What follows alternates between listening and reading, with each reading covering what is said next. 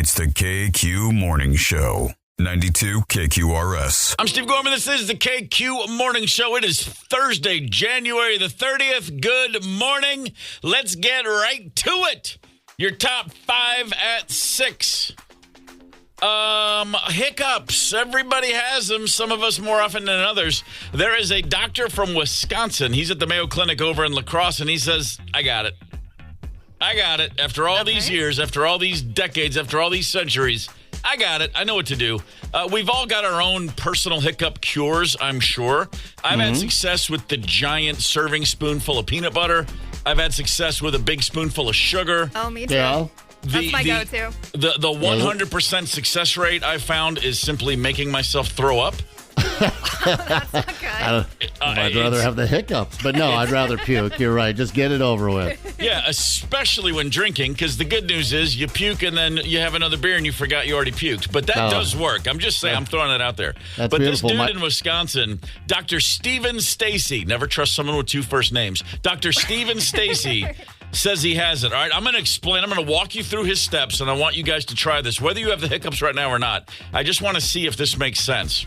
He says the key is to control the diaphragm and having the acid level go up. Acid gets into your diaphragm and your esophagus, blah, blah, blah. Here's what he says. Try breathing in and then keep your throat open like you are just about to talk. Okay? But you are just breathing in and you are still trying to move your diaphragm. And then after about 30 seconds, leave your throat open and then slowly breathe out. What? Yeah, I have Angry Mother with a response to that. You moron. Yeah.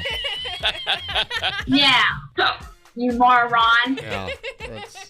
He says, Thank listen, you. the key is leaving your throat open while holding your breath. Your diaphragm will reset. And he says, listen, people need to know about this. Dude, I just read it, and I still don't know what the hell you're talking about. I think he's talking about a blowjob, isn't he? Let's hope. My God, if that's the if the key to curing hiccups is a blowjob, then I mean this is like Don't tell that to my husband. Mr. Ryder, good news. I'm not quite. Thoroughly. I don't know if can you physically do that. I can't even wrap my mind around that. My brother always had the best one, and he went with the old scare the hiccups away theory. You know, yeah, sure. But without acknowledging that you have hiccups, he would just casually say, "Hey, I just saw someone ran into your car out there." What? And they'd freak out. Or I heard him one time say, I seriously just saw a rat go under your couch. And that'll do hiccups gone both times. People were like, what did you? And what hiccups? Yeah. But yeah, so I'm just not getting the concept of what this doctor is saying. It sounds very technical. I think the next time you have the hiccups, he's going to scare you by saying, hey, Brian, you need a blowjob? Okay. Number 4 on your top 5 at 6. Oh, hey, come on now. It would be scary. Number 4. Yeah. In Beijing, China, there will be a half marathon run in April, a 13-mile course, 12,000 human runners. Human runners, I say that because they're going to be racing alongside humanoid robots for the 13-mile race. 20 different companies have developed humanoid robots. They must be upright on 2 legs. They cannot have wheels. They are both remote-controlled and fully automatic humanoids that are eligible to race. 12,000 humans against, just under 24 humanoid robots. I mean, correct me if I'm wrong, but if a humanoid robot doesn't win this race, haven't we just put way too much money into the wrong technology? We have. It'll be a big step back in the robot takeover of the world. I mean, go for. I saw a video the other day in China of a robot, and they perfected the human gait. You know how robots are clink, clunk, clink, clunk, clink. Right. No, not this robot, man. This robot was Saturday Night Fever right down the street. You know. Really? Yeah. Man. That's coming. The end is nigh. A robot Travolta. That's what we needed. Number 3 on your top 5 at 6. Man, have I made some poor choices in life. I could have been a copper wiring thief this whole time, and I'd be retired. Copper wiring still good good on the black market, apparently. 2 stories. Let's go to California first. A school in California has canceled classes until further notice because its copper wiring was stolen and it knocked out all power to the property. This is a completely insane thing. Parents and guardians were sent an online form. They're like, we've got some alternative learning hubs we're trying to set up. But an entire school was shut down because some people got in and took all the copper wiring. Here's the school superintendent discussing this. Upon further examination, we discovered someone had broken in and has stripped all our copper wiring out of the breakers, essentially leaving the campus dark. We're not flush with a bunch of money to all of a sudden replace, thousands of feet of wiring, copper wiring. Right now, we have an estimate of it'll be somewhere between $150,000 to $250,000 just to get this campus back up. Man, that's GoFundMe. I mean, how much copper wiring are they getting out of here? We'll get to this next local story, but you'd think someone would see them stealing this. I don't know. How easy is it to get the copper wiring? It's not like you can you're shoplifting a candy bar anyway. I'm thinking, they closed for 2 or 3 weeks over the holidays, and someone broke in, and nobody went to go check. That was my first thought too. This is not a smash and grab.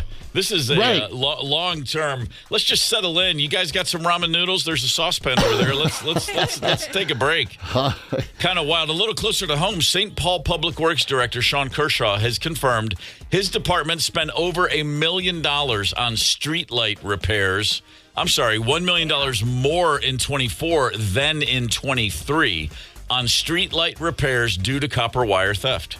Yeah, and that's the one I was kind of thinking of, a street light. You've got to go out there and break into a freaking street light. It seems to me getting a job would be easier than this, wouldn't it? But I would think St. Paul Public Works showed a map. Roughly 2,500 different copper wire thefts were reported via the department's main phone line in 2024. That is a whole lot of people taking a whole lot of copper wire right there. $1 million more from one year to the next just to replace all that copper wire. Maybe we can come up with, a better locked up system, a way to keep that copper wire from, I don't know, surround it with snakes, something. Is this why we want to get rid of pennies?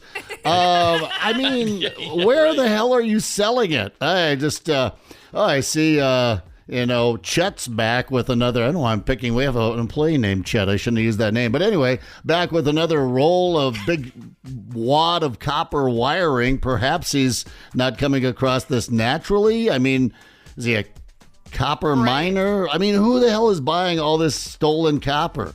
I just got a text from Chet. He said, dude. Sorry, man. What does keep it on the down low mean to you? That's weird. All right.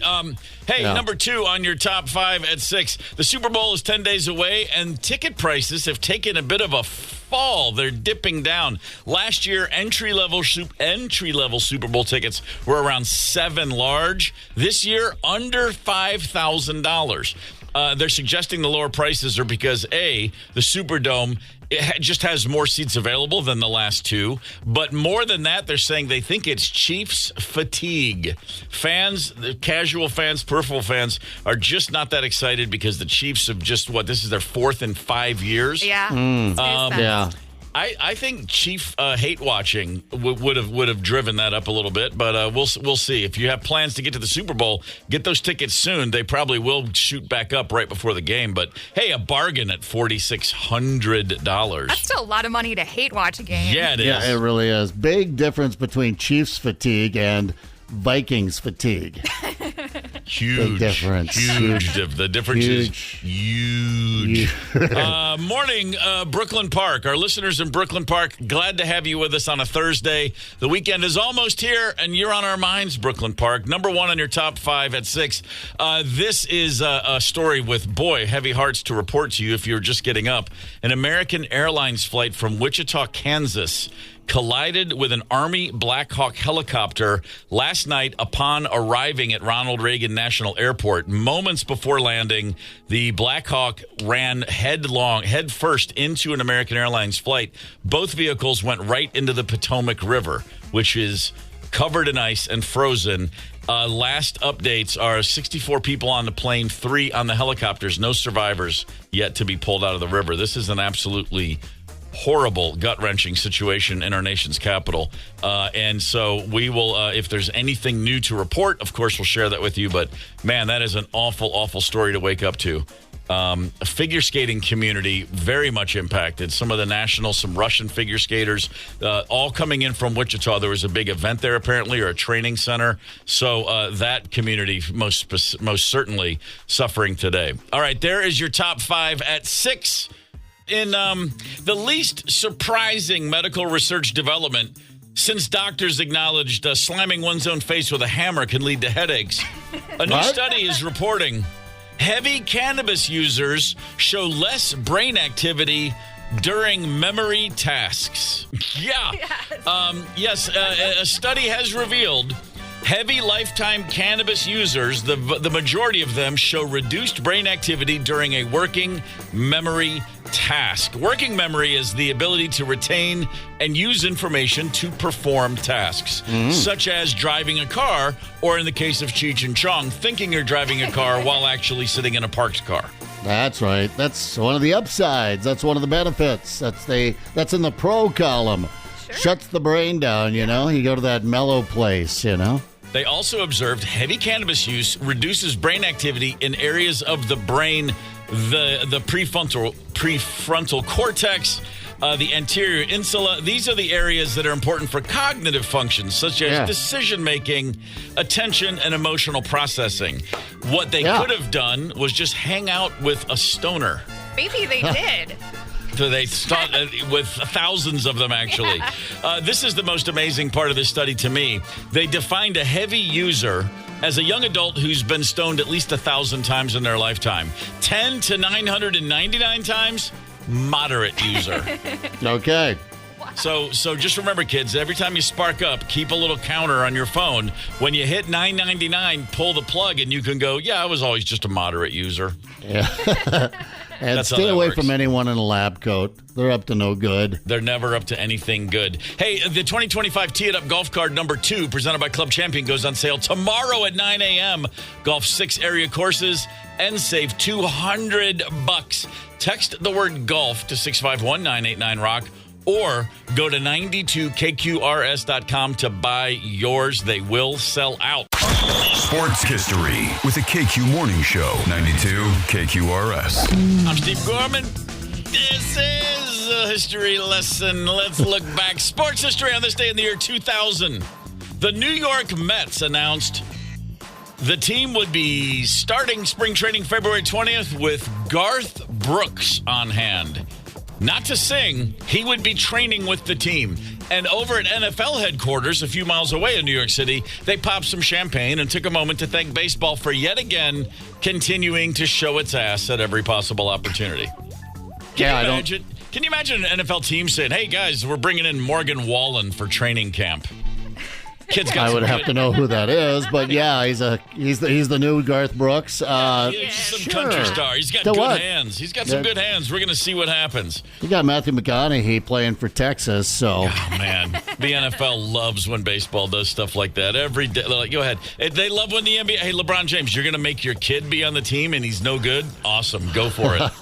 You don't see Tom Brady's son lining up for the Patriots. It's ridiculous back in the day. It's the KQ Morning Show. 92 KQRS. It's the KQ Morning Show on Minnesota's Classic Rock. 92 KQRS. A friend of mine in the music business in L.A. went to the premiere the other night.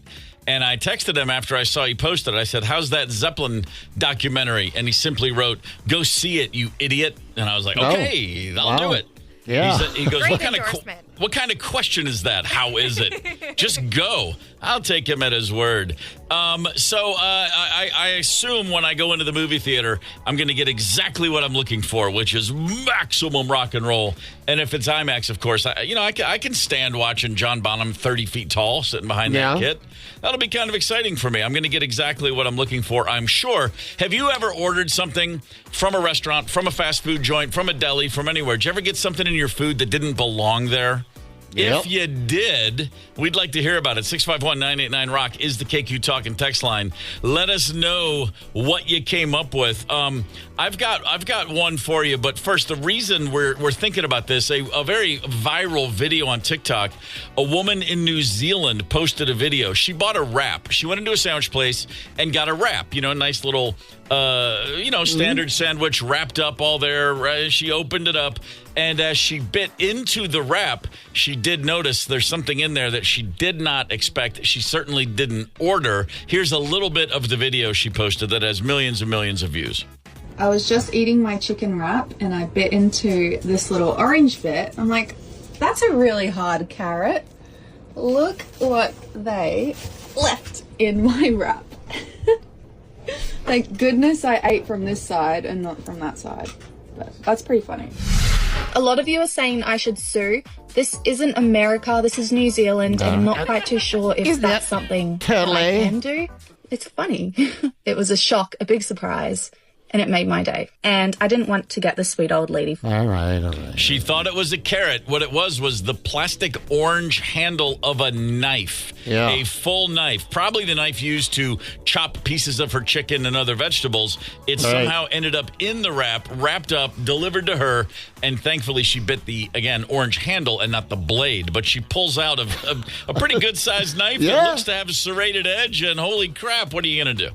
It's an entire knife right there. 5 million views for this video, I thought this morning. I just heard the audio first, and I went, okay, well, I got to check out this video and look at this knife.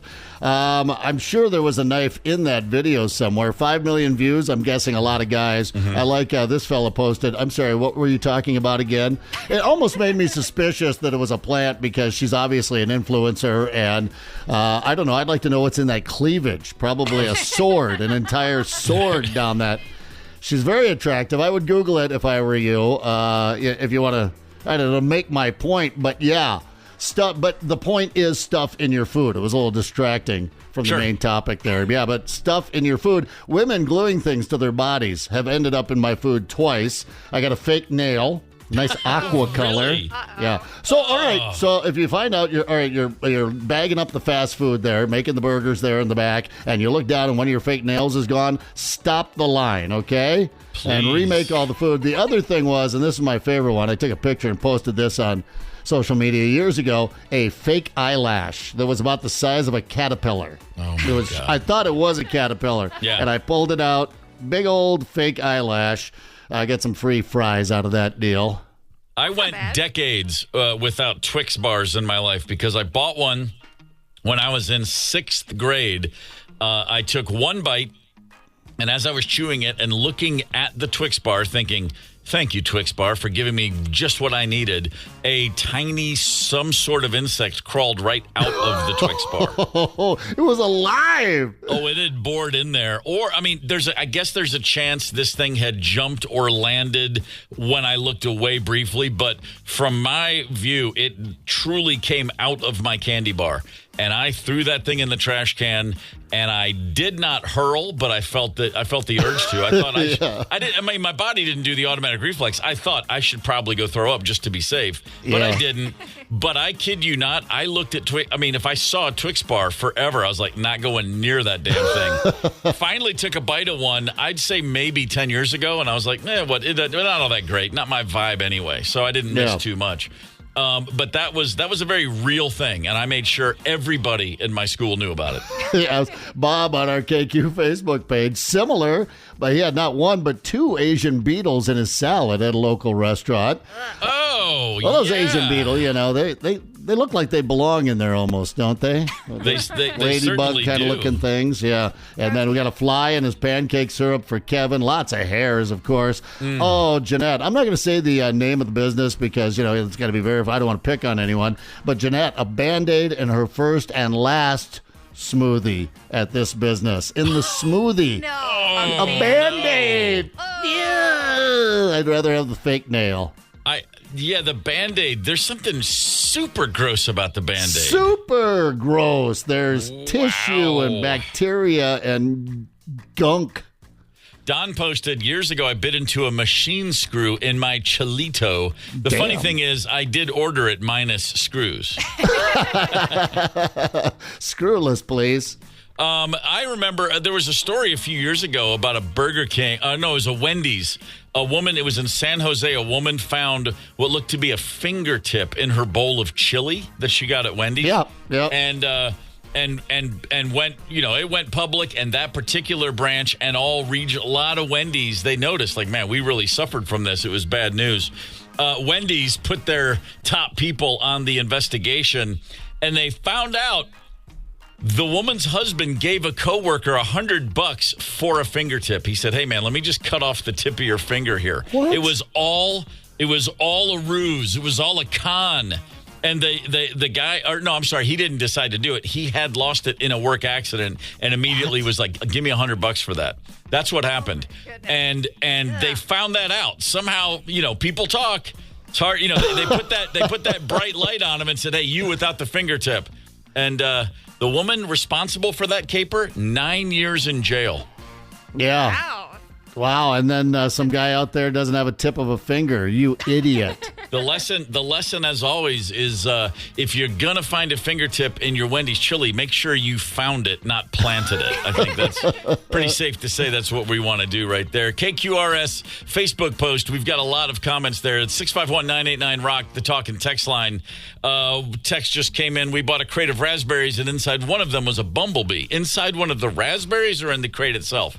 Either way, yeah, that's not a place you want to see a bee. It's not a place you want to see anything but what you're looking for. All right, we've got unexpected items in our food to talk about. A lot of texts, a lot of Facebook posts to share with you, and I have a story from Wisconsin to share with you. But first, Zepp, we got a biker day to talk about. Yeah, we do at the state capitol today, St. Croix Valley Riders Biker Day. They get together, do this every year at the state capitol rotunda, starting at 9 o'clock this morning. All are welcome. They've got several guest speakers over there, and you'll be able to meet up, speak with the legislators, the ones that, That showed up to work. Yeah, they showed up to work this morning.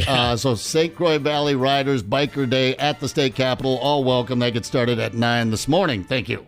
Right on. Good people over there at the old St. Croix Valley Riders Association. Good friends of ours. Yes. Happy to send folks your way over there today in St. Paul, St. Croix brethren and sisterin.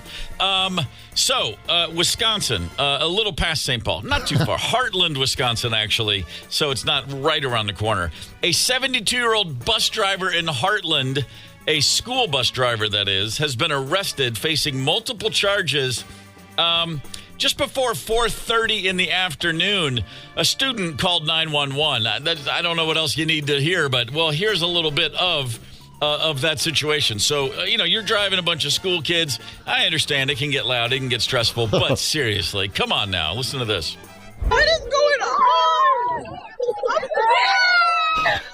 Bus driver 1 apparently didn't stop at the last 8 stops, and the student screaming in the background. We were screaming, "Stop the bus, stop the bus, stop the bus." I was scared because he didn't stop at any of the first few stops, and I was scared that the other kids weren't going to get to go home. We were just getting mad over little stuff. Bus driver angrily not stopping his bus at all. Again, 72-year-old gentleman. Turns out he was just sauced. Wow. Just skunked driving kids around. And my first thought, and this is in no way an excuse or letting this guy off. I would never consider that. This is a horrifically scary thing. But you even said this a little while ago, Zepp, but my first thought was, I don't want to know all of the conditions of my school bus drivers as a kid. Oh, no. Oh, absolutely. Growing up in the 70s and early 80s there, I wonder, especially as rural kids out in South Dakota, our bus drivers were kind of the town washouts, It's like, all right, you're not doing anything around you. Nobody gets to be a bum with a cardboard sign in Wolsey, South Dakota. Get behind the wheel of the bus.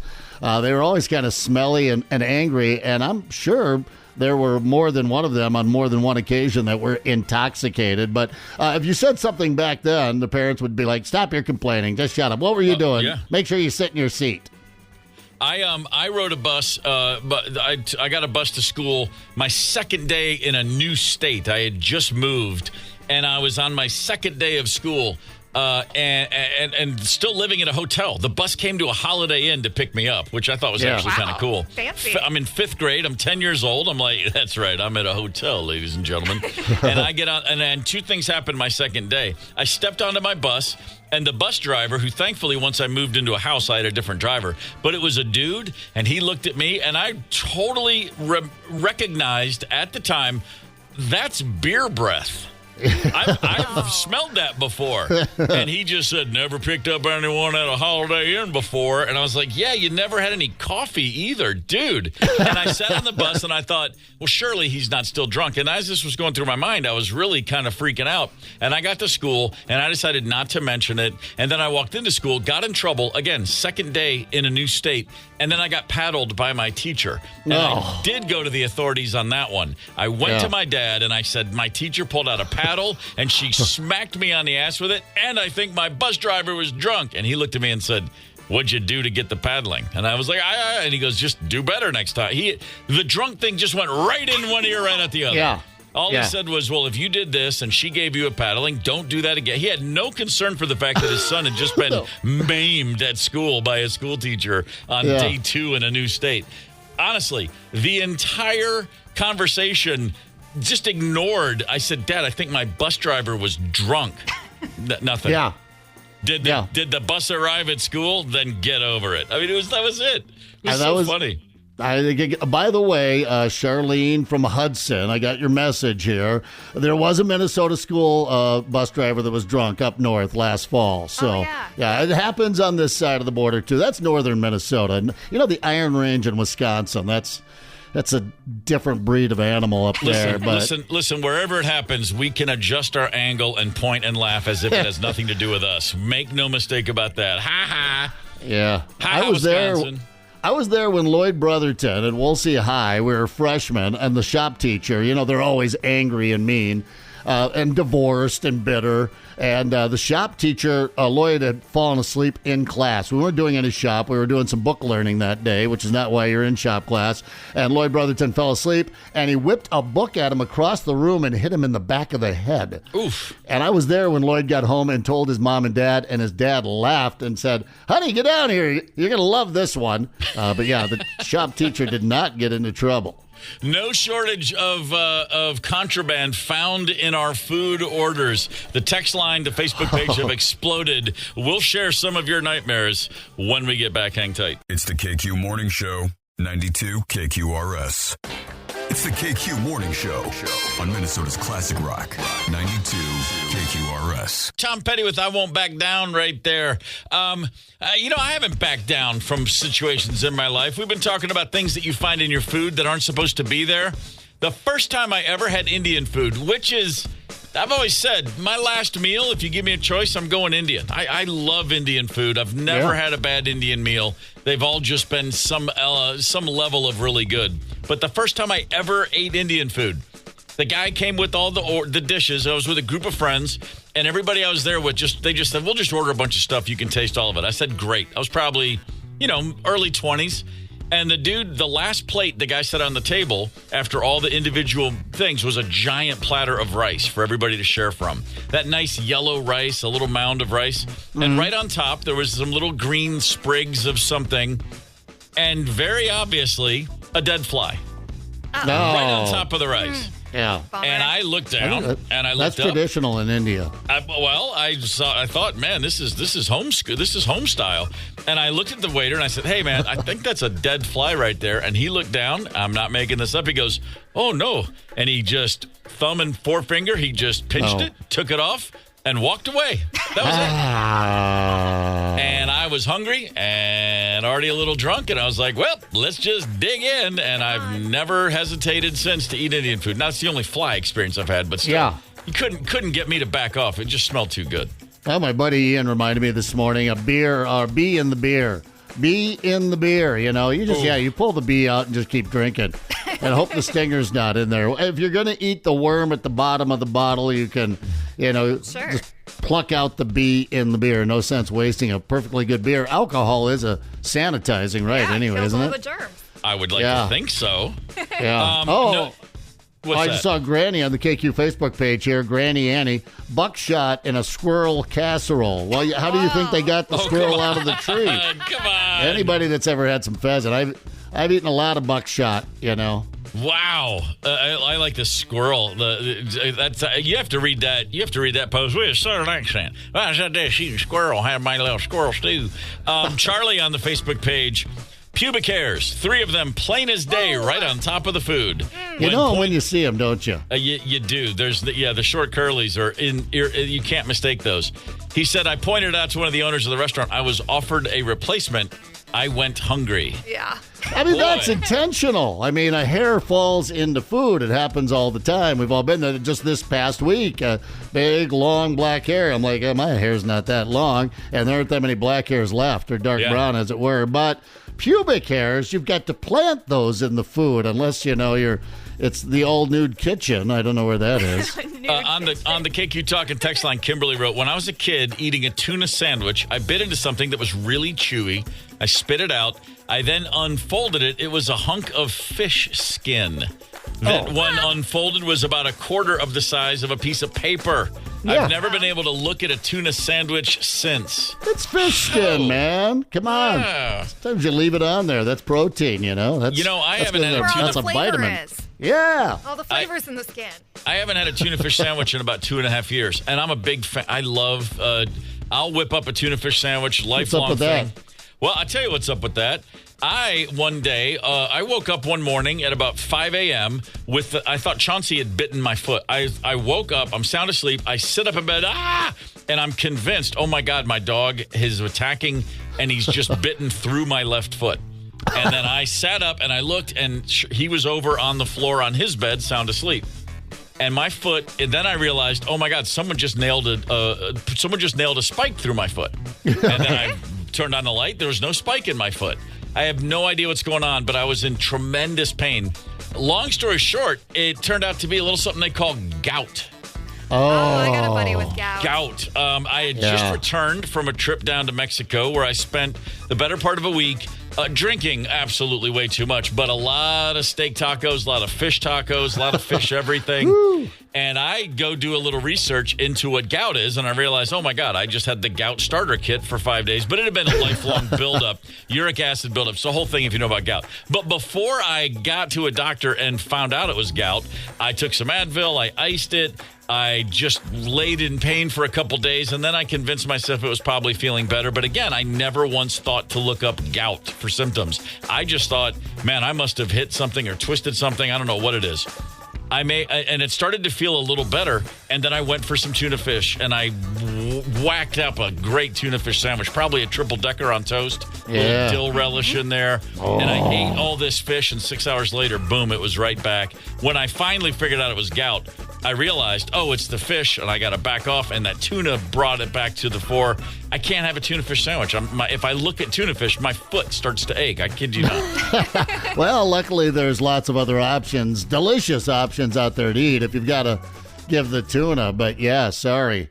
I'm obviously bringing in a huge tuna fish sandwich the next time, and you're going to eat it right in front of you and make all sorts of pig noises. So I have now had gout. I've had shingles. All I need is scurvy, and I have the total 16th century package. You know what I mean? I just look at those things. All sound to me like such old. Wait, you can't still get gout, can you? It's a shingle, and then scurvy is all I'm missing. Yeah, but I always make sure to get a Tangelo in my system every now and again. Ooh, a Tangelo. If I have to. That sounds nice.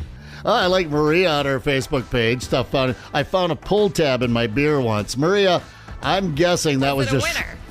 Yeah, right. That makes a difference. But I'm guessing that was just dive bar shrapnel. Yeah. I'm guessing it just, your back was turned and, this one's a loser, and you just whip it. Ended up in Maria's beer. Here's another B in a Pepsi. Took a sip and it stung David. That sucks. Oh, that'll happen. That'll absolutely happen. All right, one more text. Jeff says he's originally from Minneapolis. Elementary school in Minneapolis, lasagna day. I dug my fork into the lasagna, and out comes a big, fat night crawler.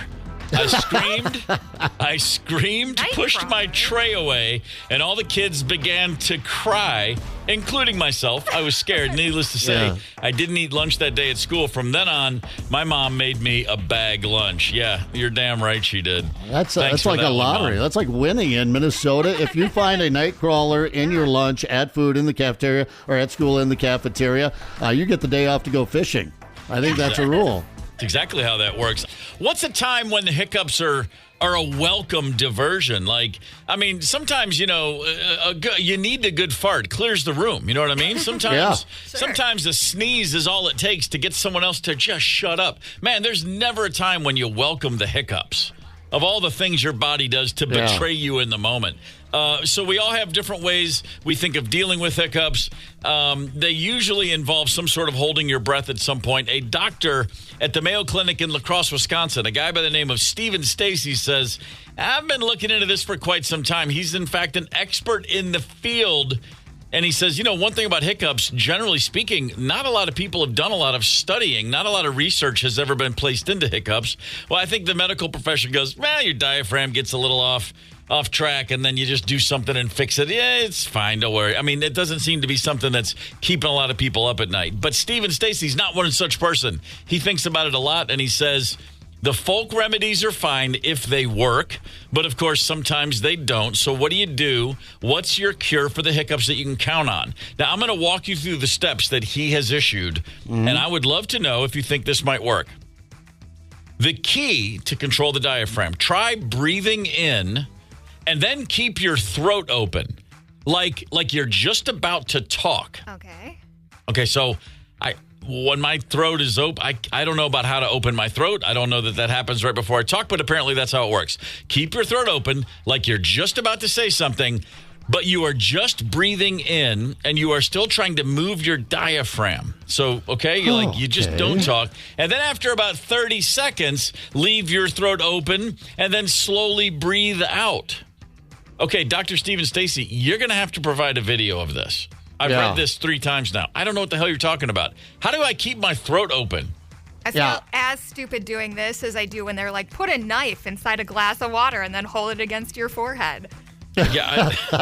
Is that an actual hiccup cure? Or just make that?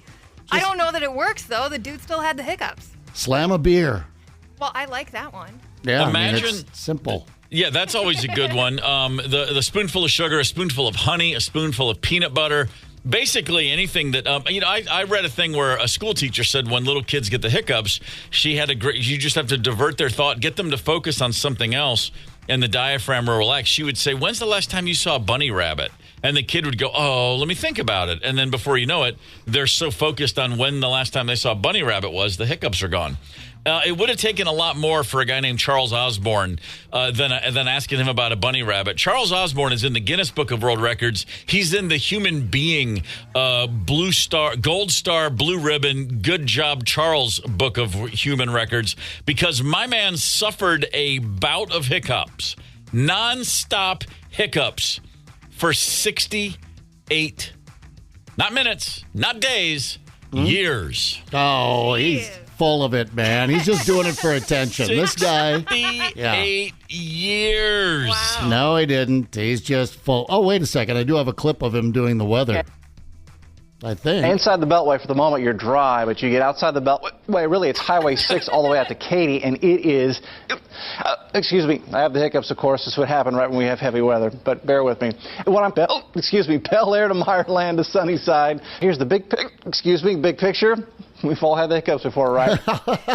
My only question is, does the ASL, does the sign language person for weather reports include the hiccups when they're giving you that information? Back to this guy, Charles Osborne. He was on a farm in Nebraska in 1922 and had an accident where he smacked his head, started hiccuping, and he hiccuped again for 68 straight years. Imagine the things people were suggesting he do. I guarantee you, for all the things someone said, a spoonful of fill in the blank will help you out. How many different things were suggested that he go up, that he put up his backside? You know what I mean? Just like, I think we could probably enema this thing right out of you. I would suggest apple butter. I mean, there's no telling what people were suggesting this guy put. How about this? How about we take some of that crunchy peanut butter and put it in both ears? I mean, I would have tried anything after 68 minutes of the hiccups, much less 68 years. Oh, yeah. I'm just not buying it. This guy, Nebraska farmer, just looking for attention. And I guarantee you, he started with the up the keister. That was the first thing he tried. I mean, I don't know, 68 years. That's pretty Kill good. yourself. KQ Talking text line. Liz just wrote in, hiccups. I used to try to make myself get the hiccups so that I could go get a drink of water, and then I would skip school for the rest of the day. If that's all it took. Thankfully, hiccups aren't like if you hear someone peeing, suddenly you have to pee. Imagine if hiccups, or like a yawn. What if hiccups were contagious? Oh, that would be absolutely brutal. How about this? Red texted in 2 drops of oil of oregano under the tongue after 1 minute. Take a mouthful of water, swallow it, and the hiccups are gone. Yeah, I would imagine so. Oh, wow. The old oregano oil. I've got a bottle right. Where did I put my bottle of oregano? You moron. Not you, me, because I don't have any oregano oil. This text came in. My uncle cured mine once. He said, just think about the first time you had sex. Yeah, there I was, all by myself, wondering if I was doing it right. Okay, so 92KQRS would love to send you to see Metallica at Mile High Stadium in Denver this summer for the final nights of their M72 No Repeat Weekend Tour for a shot to win Snake Pit tickets for both nights, plus airfare and hotel for 2. Text the national keyword SEEK. SEEK to 95819 for your chance to win. The top 5 at 9 coming up. Hang tight. It's the KQ Morning Show, 92 KQRS. It's the KQ Morning Show on Minnesota's Classic Rock, 92 KQRS. One last text on the whole, how do you cure the hiccups that just came in? Talking a lot about cures. I just like this one. We talked about peanut butter. Keep eating peanut butter till they stop. Usually 4 or 5 spoonfuls. That's all it takes. So like just a half a jar, basically, is what we're talking about. Good to know. If you got any other, remedies, of course, we're all welcome. We welcome those at any time. But right now, it's time to get down to business. Your top 5 at 9. Number 1. A nutritionist in England. No, hang on. Don't change the station. A nutritionist in England. I've been to England. They don't have nutritional food over there. If it's not fried, they just haven't fried it yet. That's English food as far as I can tell.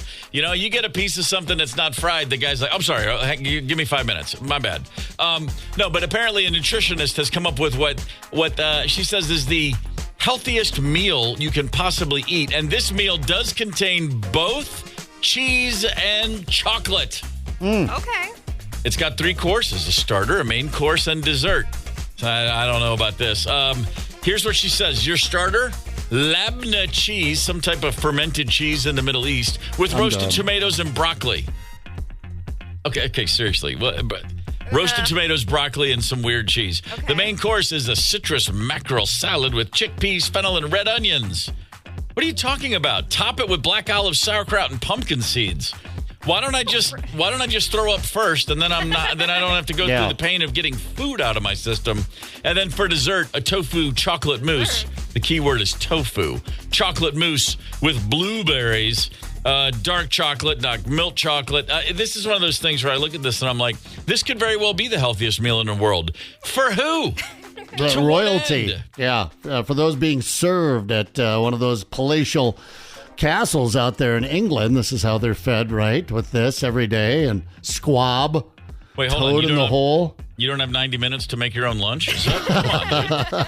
All I know is what is cheese and chocolate? Is there food out there with cheese and chocolate already made in? Is there like a cheese and chocolate hot pocket? That's for me. I'm sure there is one. The healthiest meal I can get my hands on most days, especially in the winter, was just one of those damn cabbage rolls over at Kramerchuk's. Man, one of those and a few pierogies. That's health food as far as I can tell. Yeah, keeps me mentally healthy anyway. That's just important. saying. I mean, keep your fennel. I'll have another cabbage roll. Number 4 on your top 5 at 9. Check this out. Beijing, China. There's going to be a race, a half marathon in April. 13-mile course. 12,000 human runners will be racing. And I say human, not because they're going to let dogs race, not because they're going to let emus race. There will be humanoid robots also racing on the course. To the death. Absolutely to the death. 20 different companies have submitted a humanoid robot to run 13 miles alongside, again, 12,000 humans. Surely all 12,000 people can take these bastards down. I mean, bring magnets and sledgehammers. Yeah, can you knock the robots over? Is that allowed? I would think so. I mean, you know that thing where you just get on your hands and knees behind someone and then someone shoves that person, they fall over you? Yeah. You could just make that sort of thing happen. Or you know what? Maybe when you're running on the course, they hand you those cups of water. Maybe just a cup of water right in one of the robot faces will cause a short circuit of some sort. There's going to be one a-hole out there like me, though, just pushing regular people over going, just checking to see if you're a robot. Just wondering. They're so lifelike now. Underneath, it's a hyperalloy combat chassis. Yeah. Microprocessor controlled. Fully armored. Very tough. I'm ready. Put me in. These humanoid robots must walk, and in this case, run on two legs. They cannot have wheels. Oh, that's nice to know. They can be both remote controlled or fully automatic. And this does seem a little unfair. Batteries can be replaced along the race. That's not the same as me eating a banana 7 miles in, okay? That's nonsense. Yeah. Do it on one battery or GTFO or whatever that acronym is. I don't know. I do want to see footage of that, though. And Zep, to your point, I love the idea of someone just shoving people, just checking, just double checking. All right. You're not a robot. That's cool. There, let me help you out. Psych. Number 3 on your top 5 at 9. Copper thieves are working overtime, man. 2 different stories about copper theft running across the wires this morning. First, out in California, a school called the Solano Weideman Leadership Academy, they had to close and cancel classes because so much of its copper wiring was stolen. There's no power on the entire property where the school is. They're trying to find a place to send all their students. I guess maybe this is like over the holidays or something. Somebody got into this school and took so much copper wiring. Again, there's no power. Here's the school superintendent. Upon further examination, we discovered someone had broken in and has stripped all our copper wiring out of the breakers, essentially leaving the campus dark. We're not flush with a bunch of money to all of a sudden replace, thousands of feet of wiring, copper wiring. Right now, we have an estimate of it'll be somewhere between $150,000 to $250,000 just to get this campus back up. Whine about it. Okay, take that $150,000, buy an alarm system, maybe some Ring cameras. How long was this copper thief or thieves? How long were they in the building? I mean, I think they just set up shop over the holidays or something. That's insane to me.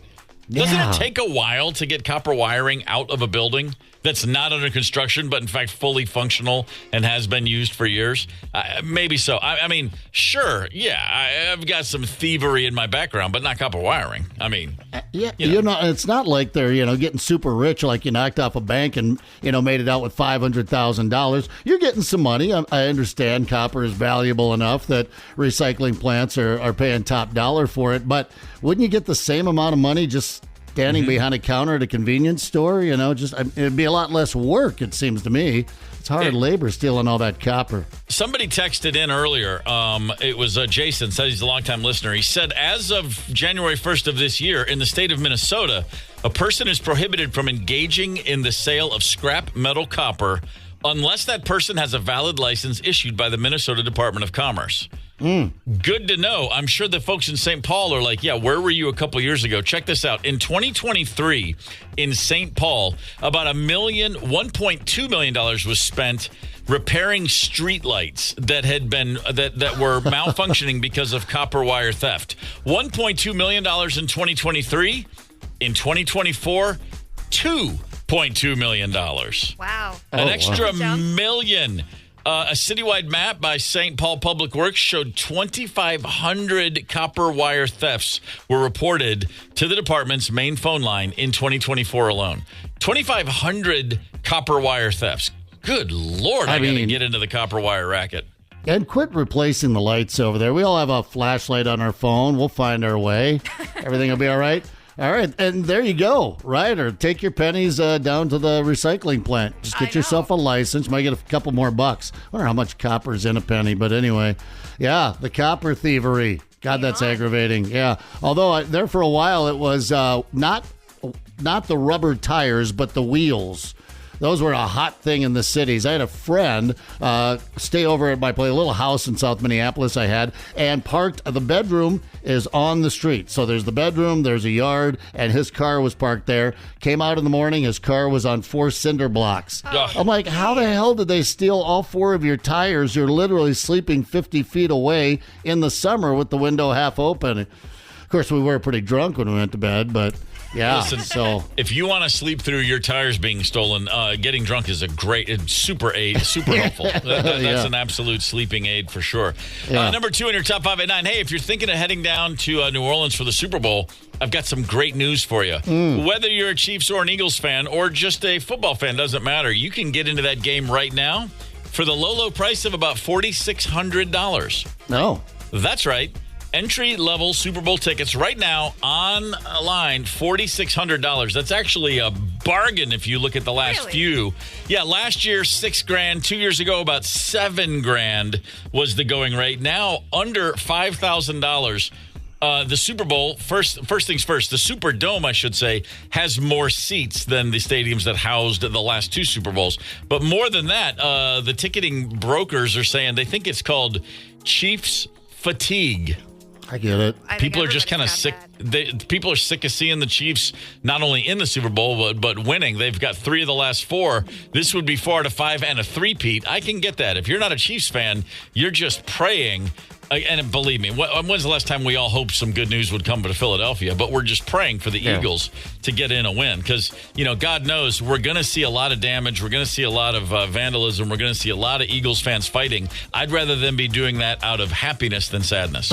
Yeah, makes a difference, doesn't it? Your house is burned to the ground or your car's flipped over because they were happy when they did it. That warms my heart. Yeah, I don't know. I was fatigued with the Eagles after Super Bowl III. I was like, nah, I'm done with these guys. I don't know, whatever. For half of that, what you get, for half the price of a ticket to the Super Bowl, you know what you get? A 75-inch Samsung television. Nice. Right there in your living room. High def, looks good. You don't have to put up with the drunks at the games. At a football game is the last place I want to watch one. You never see it anyway. I've been I've been to several Super Bowls. I've been to 3, and yeah, they're not that exciting because you got 10,000 fans for one team, 10,000 fans for another team, and then you got 50,000 schmucks like me who scored a ticket and don't care. It's just not the kind of vibe you're looking for. You go in there thinking, oh my, it's going to be so intense. It's not really, not in my experience. Hey, want to give a morning shout out to our friends over in River Falls, Wisconsin. Glad to have you with us, River Falls. Appreciate you getting up early at the crack of 9 a.m. to join us. Yeah, hope all your bus drivers were sober this morning. Yep. Man, that's it's a coin toss over there. Number 1 on your top 5 at 9. This is going to be not exactly a shocking revelation, but a new study from the University of Colorado says heavy cannabis users have less activity in their brain during tasks that involve memory. That's right. Pot is bad for the memory banks. No kidding. Working memory function. That's what you use daily for stuff like following a conversation or solving problems or, more importantly, remembering directions. Regular pot use gets well in the way of those types of things. Gotcha. Have you ever hung out with a stoner before? Yeah, right. This sounds like a study I would have done if they said, Zep, do a study. Okay, I did an exhaustive study, and turns out, we knew that. All right. We're not paying for this with tax probably dollars. Need to be told that more than once, though. Yeah, that's very true. They don't care. We don't care. You don't care. I can tell you this right now. Marijuana has never impacted my memory because moments after smoking, I'm asleep. That's just how that works. There's no memory involved. The most stoned I ever got from just weed alone. I do have some memories of it, but it was like a lot of dumb Americans. I found myself in Amsterdam in a coffee shop with a couple guys in my band, and they had bought some weed, and they're rolling a joint. This is in the 90s when this was still like, oh, my God, we can sit here and smoke pot in public. It's amazing. And I took one hit off a joint, and every bit of, as it was in my lungs, every cell in my body said, just that's enough. That is more than enough. You don't need any more. And I passed the joint, and I sat down, had a sip of a coffee, and then it came back around, and I was like, I can probably do one more. Had a second hit, and that one went down a little easier. It was probably a little bigger. I'm not a daily smoker, but I took a good full, long drag, held it, blew it out, and I'm not exaggerating. Within 30 seconds, I stood up. I go, I've got to get back to the hotel right now. I've got to go. And they're all laughing, going, are you serious? And I could tell, I might as well have just dropped 30 hits of acid. That's what it felt like. And I walked out of the coffee shop. I stood there. One of the guys got up and saw me just standing clueless, and he turned to me to the right, and he goes, "The hotel's right there." I had already, it was 50 yards down an alley, brightly lit sign, Marriott. And I was like, oh, there it is. The walk to that Marriott, it was my personal baton death march. I was just going and going and going, and I kept thinking I must have already gotten there. I never did. I got to my room. I went up to my room, and thankfully I'd already left the TV on because I could have never figured out how to turn it on. I sat down in front of my TV, and a Batman movie starring George Clooney was just coming on. Oh, perfect. And I thought, and I remember thinking very clearly, I'm going to watch this. This is just going to chill my brain out. It's going to be dumb. I don't have to think. If the phone rings, I'm not going to answer it. I mean, I was already I was kind of just already paranoid. And I watched the first scene of that movie, and I kid you not, the closing credits started to roll, and I went, wait, what just happened? The whole movie went by, and I didn't fall asleep. I was still sitting up on the edge of the bed. I was just blinking about every 9 seconds, and that was one time. The entire movie, not one moment of it bounced into my brain and stayed there. Well, see, a pot did you a favor there. Easily the worst of all the Batman movies, and we're just glad you didn't end up in a canal somewhere. Man, you know what? I might have, and I just didn't notice. You know, there's no telling. Well, what? Yeah, that was pretty special. So there you have it. There's your top 5 at 9. If you're smoking weed as we speak, don't worry, you won't remember any of this later. We wish you have it. We hope the rest of the day is as peaceful and easy feeling as this moment is right now. Get the KQ Morning Show podcast wherever you listen. 92 KQRS.